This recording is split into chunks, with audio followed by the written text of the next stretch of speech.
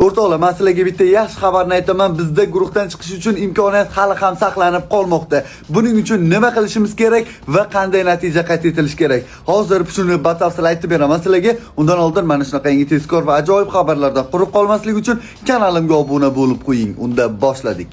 Xo'p do'stlar, guruhdan chiqish imkoniyatimizni sizlarga batafsil aytib beraman. Qarang do'stlar, o'zi Jahon chempionatining 12 ta guruhdan 8 ta 3-o'rinlar chiqadi play-offga.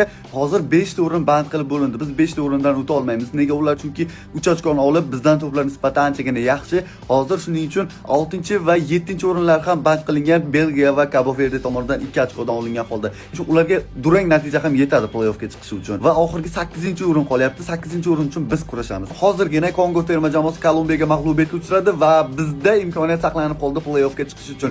Ya'ni oxirgi turda biz nima qilishimiz kerak? Kongoga qarshi maydonga tushamiz va ularni imkon qadar yirikroq hisobda yutishimiz kerak. Sababi hozir Jahon chempionatida eng to'plar nisbati yomon bo'lib turgan terma jamoa bizda 8-1 va biz agar yaxshiroq natija bilan yutadigan bo'lsak, Kongoni imkoniyat saqlanib qoladi. Bu asosiy sabab bo'ladi. Ikkinchi sabab nima bo'lishi kerak? Ikkinchi sabab qolgan guruhlardagi 3-o'rinlar Chexiya, Ekvador va Bosniya va Gersegovina terma jamoalari yo durang yo mag'lubiyatga uchrash kerak. Uchinchi masala esa qolgan guruhlardagi 0 ochkoga ega bo'lib turgan terma jamoalarning barchasi mag'lubiyatga uchrashi yoki durang o'ynashi kerak. Nimaga? Chunki agar ularning birortasi g'alaba qozonib qoladigan bo'lsa ham, bizdan to'plar nisbati yaxshiroqligi evaziga ular play-offga chiqib ketishi mumkin, biz qolib ketishimiz mumkin. Ya'ni bu yerda to'plar nisbati o'zaro o'yin bo'lmagan holda hisoblanadi. Shunday ekan, mana shunday masala. Kongoni yirikroq hisobda yutishimiz kerak. Bosniya, Gersegovina, Ekvador va Chexiya terma jamoalari durang yoki mag'lubiyatga uchrashi kerak va qolgan guruhlardagi barcha 0 ochkoga ega bo'lib turgan terma jamoalar imkon qadar mag'lubiyat bilan yuzma-yuz bo'lishi kerak ular. Mana shunday vaziyat. Xo'sh,